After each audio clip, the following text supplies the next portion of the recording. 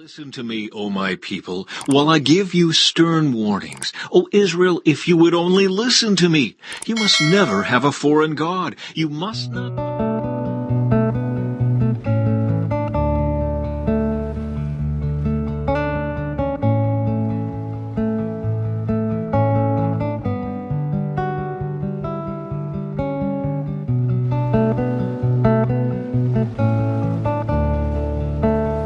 Listen to me, O my people, while I give you stern warnings. O Israel, if you would only listen to me, you must never have a foreign god. You must not bow down before a false god.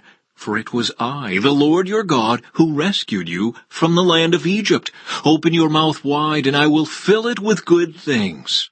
But no, my people wouldn't listen. Israel did not want me around. So I let them follow their own stubborn desires, living according to their own ideas. Oh, that my people would listen to me. Oh, that Israel would follow me, walking in my paths. How quickly I would then subdue their enemies. How soon my hands would be upon their foes. Those who hate the Lord would cringe before him. They would be doomed forever. But I would feed you with the finest wheat. I would satisfy you with wild honey from the rock.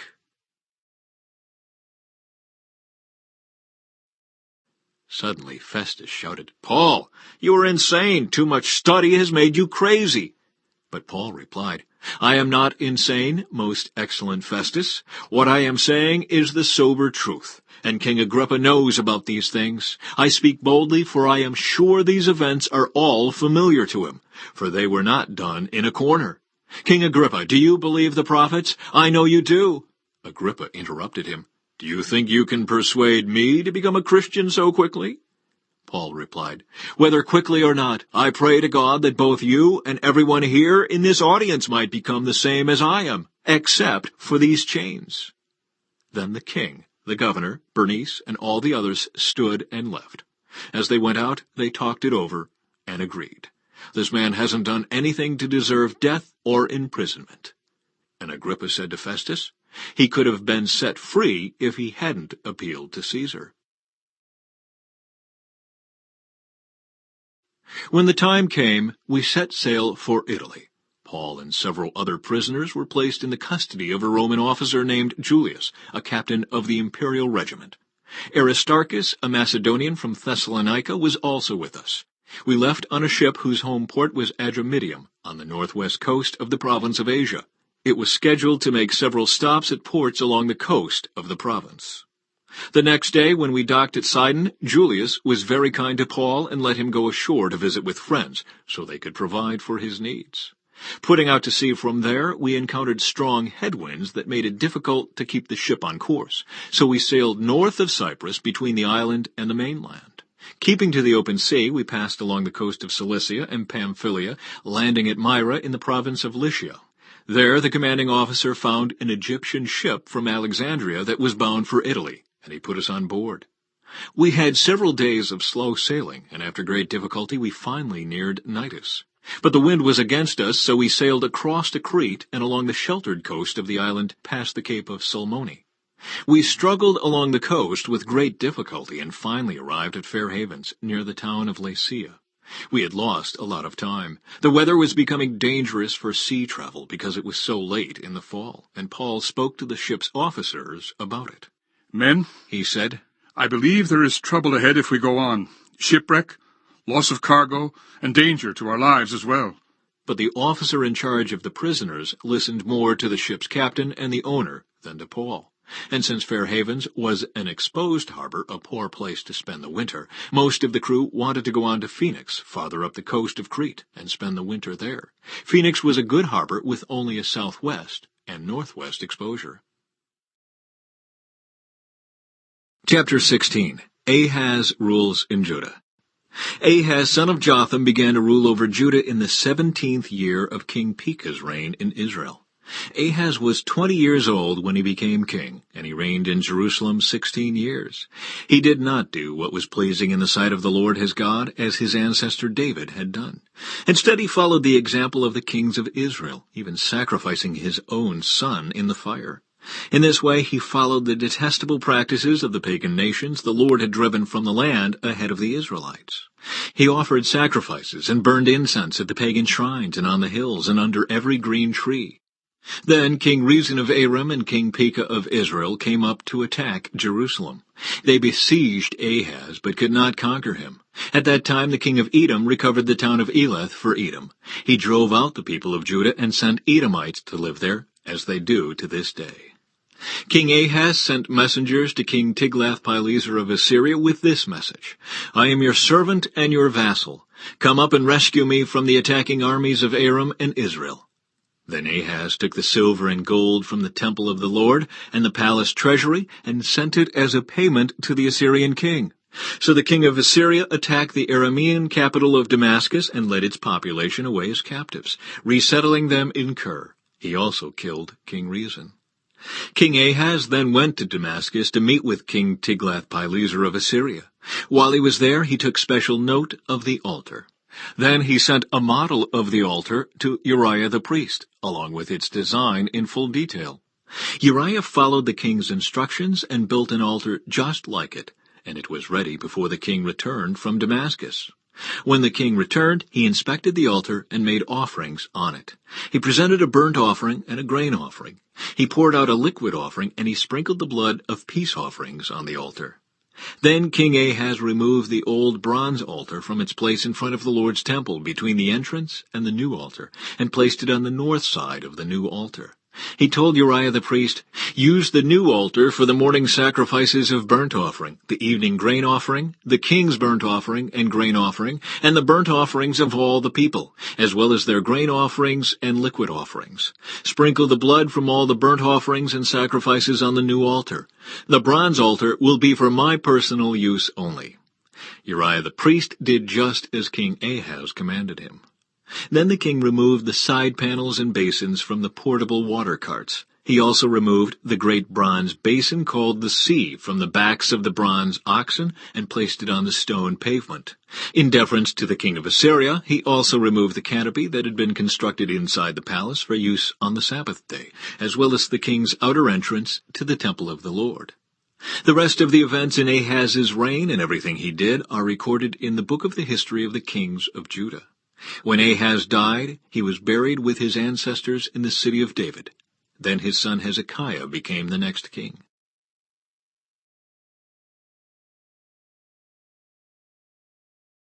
Chapter 17. Hoshea rules in Israel. Hoshea son of Elah began to rule over Israel in the 12th year of King Ahaz's reign in Judah. He reigned in Samaria 9 years. He did what was evil in the Lord's sight, but not to the same extent as the kings of Israel who ruled before him. King Shalmaneser of Assyria attacked King Hoshea, so Hoshea was forced to pay heavy tribute to Assyria. But Hoshea stopped paying the annual tribute and conspired against the king of Assyria by asking King So of Egypt to help him shake free of Assyria's power. When the king of Assyria discovered this treachery, he seized Hoshea and put him in prison. Samaria falls to Assyria. Then the king of Assyria invaded the entire land, and for 3 years he besieged the city of Samaria. Finally, in the 9th year of King Hoshea's reign, Samaria fell, and the people of Israel were exiled to Assyria. They were settled in colonies in Halah, along the banks of the Habor River in Gozan, and in the cities of the Medes. This disaster came upon the people of Israel because they worshipped other gods. They sinned against the Lord their God, who had brought them safely out of Egypt, and had rescued them from the power of Pharaoh, the king of Egypt. They had followed the practices of the pagan nations the Lord had driven from the land ahead of them, as well as the practices the kings of Israel had introduced. The people of Israel had also secretly done many things that were not pleasing to the Lord their God. They built pagan shrines for themselves in all their towns, from the smallest outpost to the largest walled city. They set up sacred pillars and Asherah poles at the top of every hill and under every green tree. They offered sacrifices on all the hilltops, just like the nations the Lord had driven from the land ahead of them. So the people of Israel had done many evil things, arousing the Lord's anger. Yes, they worshipped idols, despite the Lord's specific and repeated warnings. Again and again, the Lord had sent his prophets and seers to warn both Israel and Judah, "Turn from all your evil ways, obey my commands and decrees, the entire law that I commanded your ancestors to obey, and that I gave you through my servants, the prophets." But the Israelites would not listen. They were as stubborn as their ancestors who had refused to believe in the Lord their God. They rejected his decrees and the covenant he had made with their ancestors, and they despised all his warnings. They worshipped worthless idols, so they became worthless themselves. They followed the example of the nations around them, disobeying the Lord's command not to imitate them. They rejected all the commands of the Lord their God and made 2 calves from metal. They set up an Asherah pole and worshipped Baal and all the forces of heaven. They even sacrificed their own sons and daughters in the fire. They consulted fortune-tellers and practiced sorcery and sold themselves to evil, arousing the Lord's anger. Because the Lord was very angry with Israel, he swept them away from his presence. Only the tribe of Judah remained in the land. But even the people of Judah refused to obey the commands of the Lord their God, for they followed the evil practices that Israel had introduced. The Lord rejected all the descendants of Israel. He punished them by handing them over to their attackers until he had banished Israel from his presence. For when the Lord tore Israel away from the kingdom of David, they chose Jeroboam, son of Nebat, as their king. But Jeroboam drew Israel away from following the Lord and made them commit a great sin. And the people of Israel persisted in all the evil ways of Jeroboam. They did not turn from these sins until the Lord finally swept them away from his presence, just as all his prophets had warned. So Israel was exiled from their land to Assyria, where they remain to this day. Foreigners settle in Israel.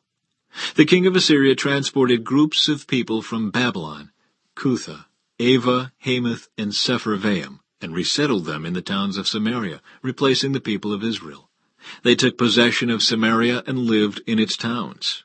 But since these foreign settlers did not worship the Lord when they first arrived, the Lord sent lions among them, which killed some of them. So a message was sent to the king of Assyria.